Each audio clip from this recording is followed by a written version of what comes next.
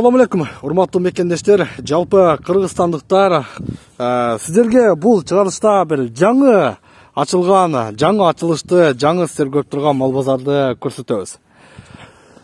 Буга чейин мынакей Кыргызстанда соц тармактарда көрүп турасыздар, жерлердеги талапка жооп бербеген мал базарларды көрүп туруп, биздин урматтуу министрлер кабинетинин төрагасы Акылбек Жапаров атайын ушундай мал базарларды иретке келтирүү боюнча өзү көзөмөлгө алып баштады эле. Бүгүн 28 январь 2023 жылы Кадамжай районунун Актурпак айыл өкмөтүндө, тактап айтканда торговый жеринде мына ушундай жаңы талапка жооп берген бардык шарты менен мал базар курулуптур. Бул мал базар ар бир жуманын чаршемби күнү дал ушул жерде ачык болот. Келип туруп мал сатсаңыздар дагы боло турган бардык шарты бар. Бүгүн мынакей 28 январь ачылуу аземи болгон турат. Алдыда сиздер бул мал базардын ачылышын сиздерге көрсөтөбүз. Жана ошондой эле кандай шарттар бар, баарын сиздерге айтып беребиз. Андыктан биздин канал менен бирге болуңуздар. Bozarga keseniz bana hemişe bana mal bozarga Kızıl Şehit'te olat dedi de. O şakıllar var. Kızıl mal bozarda olat dedi. Hazır Kızıllarga bana caylarda kılıp terpervedigar gereken bana bozar kalmış. Ama Kızıllar Şehit'te bu olup başka bozarlarga Şehit'te getirdi gelmiş. Bana meyda bozarlar. Şunun için bir yerde açılıp atkandığı şükür. Salamat olsun, bana Şehit'te mallarımız yakşı var, yakşı caylarga var, caylanıp mal bazarımız yakşı demek olup bana şu bazarımızdan şunçalık işlerdi kırgan olsa salamat olup İlahim ota boğalarını soğullarını bağışlar. Özüyem salamat olun, bizi yaşlılar salamat olup bir olsun. Salamat olun, mal bazarımız kızıp getirmesin. Bizde негизги элдин кирешеси мал чарбачылык. Айрыкча азыр. Бул мал чарбачылык малды өстүргөндөн кийин аны сатат экен. Андан киреше табат экен.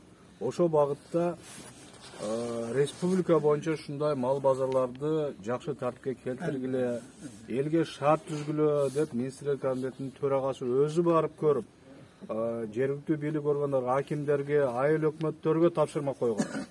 Ошол тапшырмасын аткарып, мына бүгүн торговый базарынын аймагындагы мал базарды жакшы тартипке келтирип, элге шарт түзүп атат.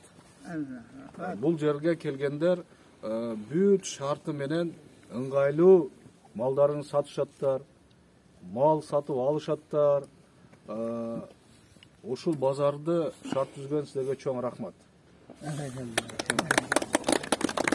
Жерде айыл өкмөтүнүн өкүлү, райондук жергиликтүү бийликтин өкүлү, айыл чарба департаменти, ветеринар кызматтар турасыздар. Базарды эле куруп коюш бир не эмес, аны дагы өнүктүрүшүбүз керек. Ошого жана айткандай стоянка маселесини чечишти колго алсак. Рахмат. Албетте мыйзамда белгилеген тартипте айыл өкмөтү караңыздар буларчы шарттарды түзүп берели. Кечиктирбей мындагы ушунчалык шарт болгондон кийин бизден дагы жергиликтүү бийлик органдарынан эмне керек болсо колдоо көрсөтөлү.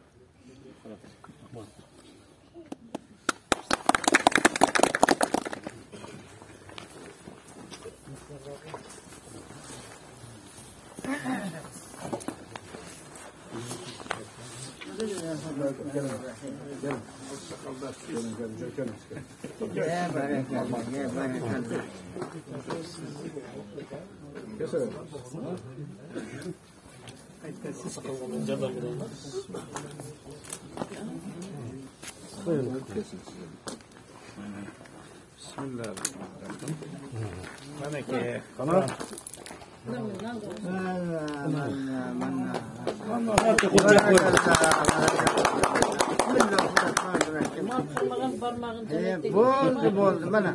Cümlesi Maylı olsun. Sarmaylı olsun elimizde. Barakallah.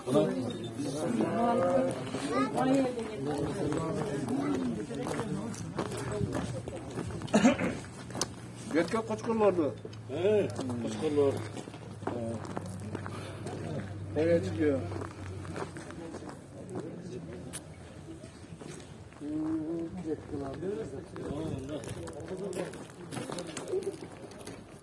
Яка байлап қоя береді да? Яқа байлайды.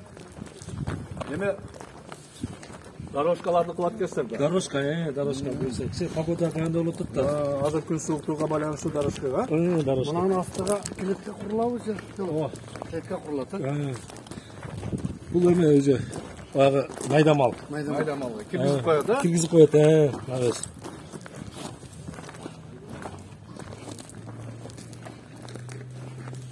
10-15 малға лайықталып. 10-15 малға лайық.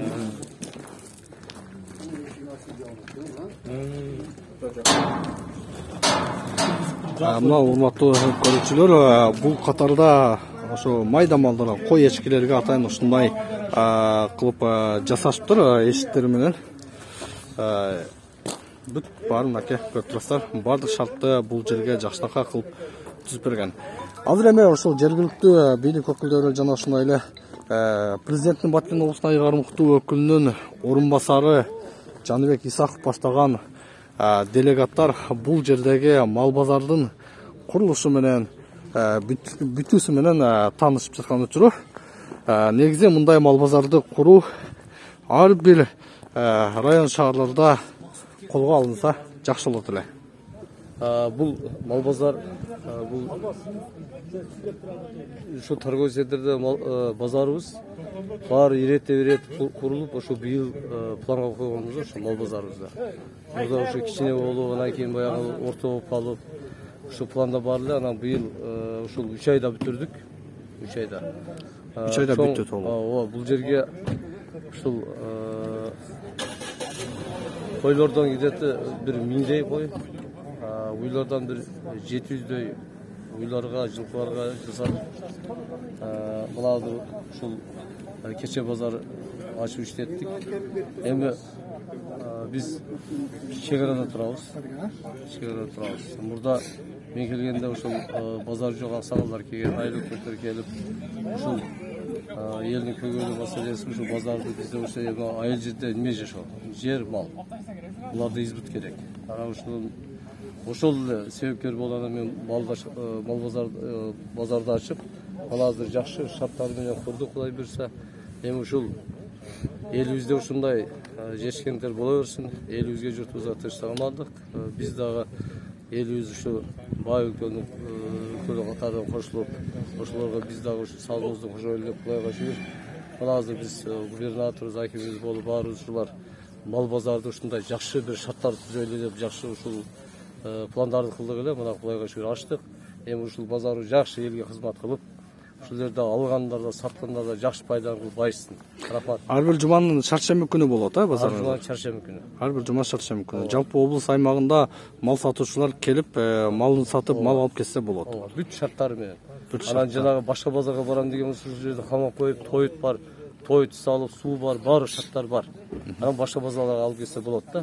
Бірден екіден қармағандары онан bu ягыда тапты, мыналарды тапты. Мынаке көрүп турасыздар шартты. Бул жерге дагы ушундай малды байлап койгонго ыңгайлуу кылтырып атайын ушундай темирлер бүт баарын орноткон. Мына жерде көрүп турасыздар, сатылган малдар үчүн атайын ушул жакта турушат экен. Сатып алгандан кийин бул жакка келип байлап койсо болот. Мынаке арматура менен байлаганга дагы места кылган. Ал эми бул жерде мынаке жылкыларды сатканга кенен жакшынакай местаны жасашыптыр. Кадамжай районундагы Ак Тупак айыл өкмөтүндөгү торговый мал базары буга чейин талапка жооп бербейт болчу. Биз акимдин буйругунун негизинде базаркомуна Акбарали акеге тапшырма бергенбиз. Базарды талаптарга жооп бере турган кылып туруп, элге шарт түзүп бериңиз деп туруп, эски мал базарын убактылуу жапканбыз. Мына Кудай буйруса 3 айдын ичинде бүгүнкү күндө уже талапка жооп бере турган мал базарды ачып, Акылбек Үсенбековичтин тапшырмасынын негизинде мына базар бүгүнкү күндө ачылды.